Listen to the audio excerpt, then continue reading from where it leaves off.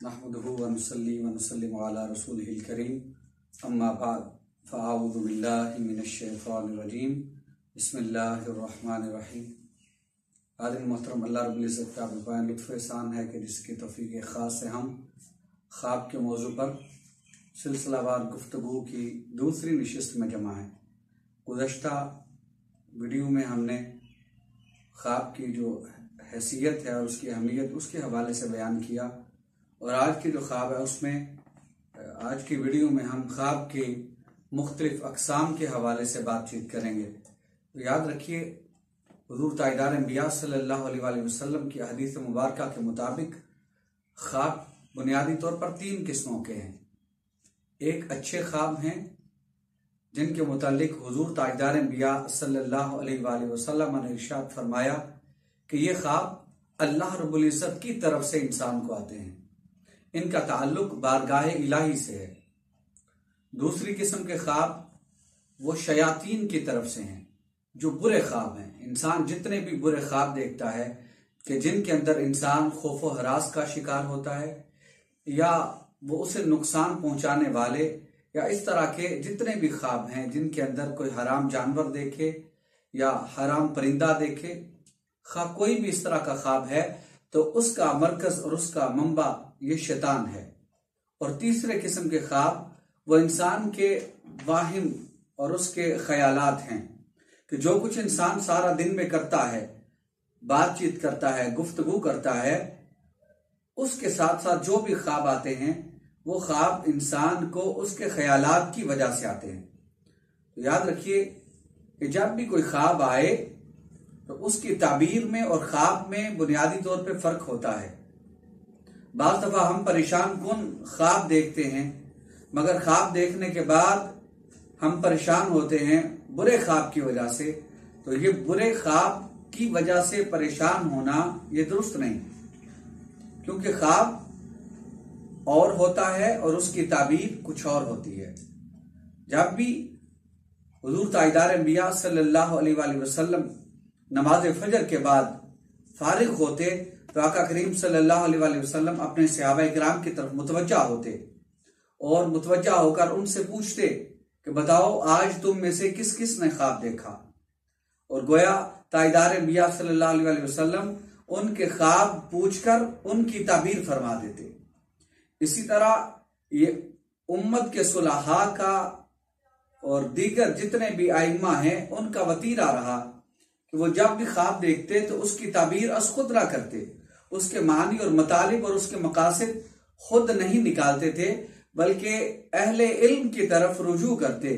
اور جن کے پاس اللہ پاک نے یہ خاص علم جن کو عطا کر رکھا ہے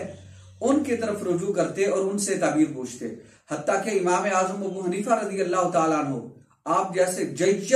عالم دین کے جن کی وجہ سے دین کی ایک پوری شاخ اور ایک مذہب کا ایک پورا جز آج جو ہے اور پوری دنیا میں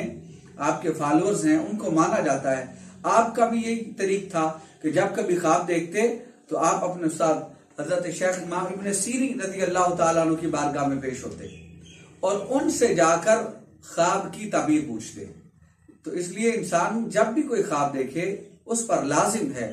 کہ وہ خواب دیکھنے کے بعد کسی اہل علم کے پاس سے رہ جائے، اور یا پھر اسے اپنا گمان اور وہم سوچ کر اس کو ترک کر دے۔ حضور تاجدار انبیاء صلی اللہ علیہ وسلم کے صحابہ اکرام میں اور حضور تاجدار انبیاء صلی اللہ علیہ وسلم کی حیات مبارکہ میں بھی یہی نظام تھا کہ لوگ جب خواب دیکھتے تو کسی اہل علم سے جا کر پوچھا کرتے۔ اور یاد رکھیے بعض اوقات ایسا بھی ہوتا ہے کہ انسان ایک ہی قسم کا خواب دیکھتا ہے مگر اس کی تعبیر کچھ اور ہوتی ہے۔ خواب بالکل ایک ہے مگر باوجود اس کے اس کی تعبیر میں فرق آ جاتا ہے۔ اس کی مثال ہمیں حضور تاجدار انبیاء صلی اللہ علیہ وسلم کی حیات طیبہ اور سیدنا صدیق اکبر رضی اللہ تعالی عنہ آپ کی حیات طیبہ سے ملتی ہے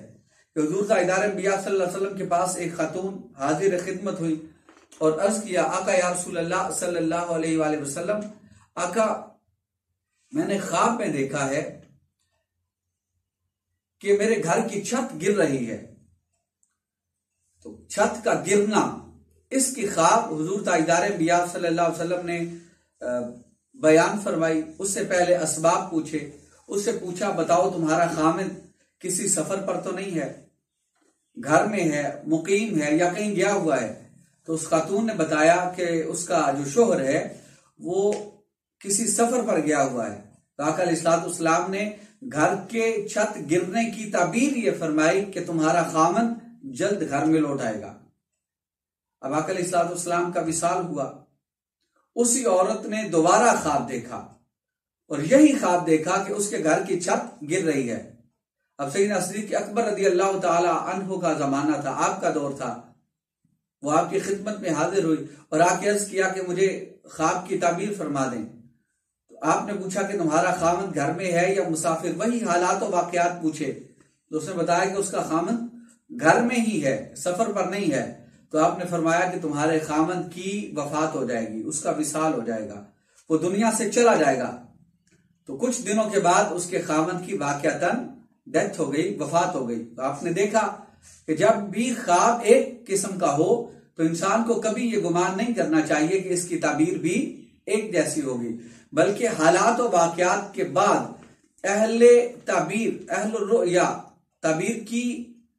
خواب کی تعبیر کرنے والے جتنے بھی لوگ ہیں انہوں نے الگ الگ سے ہر خواب کی تعبیر فرمائی۔ بعض اوقات ہم نادانی کی وجہ سے ایک جیسا خواب سمجھ کر ایک ہی خواب دیکھا دو لوگوں نے ایک جیسا اور اس کی تعبیر بھی ایک ہی کر دی۔ حاضرین محترم، ہمیں چاہیے کہ جب بھی خواب دیکھیں تو کسی اہل علم سے اس کی تعبیر پوچھیں جو اس کی صحیح تعبیر جانتا ہو۔ اب خواب کے حوالے سے جیسے میں نے پہلے کہا کہ انسان کو خواب جب بھی آتا ہے اس میں 3 قسموں کے خواب ہیں۔ تو اب 3 قسموں کے خواب میں ایک خواب ان کا مرکز و محور شیطانی ہے، وہ شیطان کی طرف سے القاء ہوتے ہیں۔ اب ان خوابوں سے بچا کیسے جائے، ان سے چھٹکارا کیسے حاصل کیا جائے؟ کہ کیونکہ بعض دفعہ جیسا انسان خواب میں دیکھتا ہے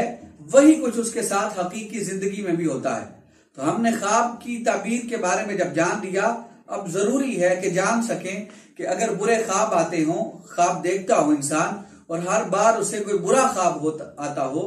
تو اس خواب سے چھٹکارا کیسے حاصل کیا جائے گا؟ کون سے ایسے اسباب ہیں کہ جن کی وجہ سے وہ خواب اسے نقصان نہ پہنچائے؟ تو حدیث پاک میں حضرت ابی قتادہ رضی اللہ تعالی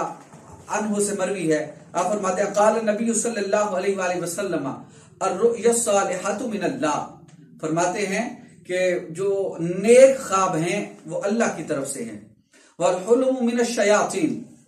برے خواب فرمایا وہ شیطان کی طرف سے ہیں۔ فَإِذَا حَلَمَ أَحَدُكُمْ حُلْمًا يَخَافُهُ فَلْيَبْصُقْ عَنْ يَسَارِهِ،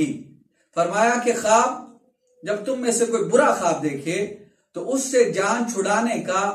سب سے بہترین طریقہ یہ ہے کہ انسان اپنی بائیں طرف 3 مرتبہ تھوک پھینک دے۔ پھر آگے فرمایا وَلْيَتَعَوَّذْ بِاللَّهِ مِنْ شَرِّهَا فَإِنَّهَا لَا يَضُرُّهُ، فرمایا کہ 3 مرتبہ تھوک پھینکے اور اس کے بعد اعوذ باللہ من الشیطان الرجیم یہ کلمہ پڑھے 3 مرتبہ، 3 مرتبہ یہ کلمات دہرائے، فرمایا وہ برا خواب انسان کو کبھی نقصان نہیں پہنچا سکتا۔ تو برے خواب سے بچنے کا طریقہ یہ ہے کہ انسان جب خواب دیکھے، اور دوسری حدیث پاک میں حضور تاجدار انبیاء صلی اللہ علیہ وسلم نے ارشاد فرمایا کہ جب تم میں سے کوئی خواب دیکھے تو اسے چاہیے کہ وہ اپنی کروٹ بدل لے، جس کروٹ پہ پہلے جس پہلو پہ سویا ہوا تھا اس پہلو کو بدل کر دوسرے پہلو پہ چلا جائے،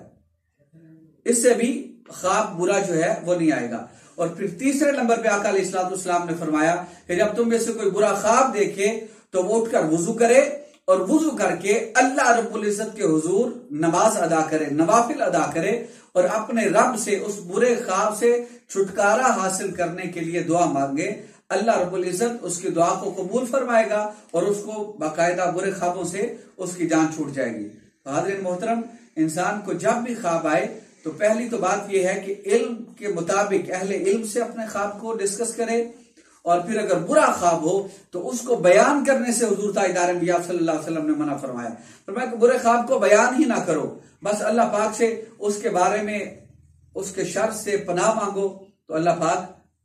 اس کے شر سے تمہیں محفوظ فرما لے گا۔ دعا ہے کہ رب کائنات ہمیں سمجھنے کی توفیق عطا فرمائے۔ وما علیہ الا البلاغ۔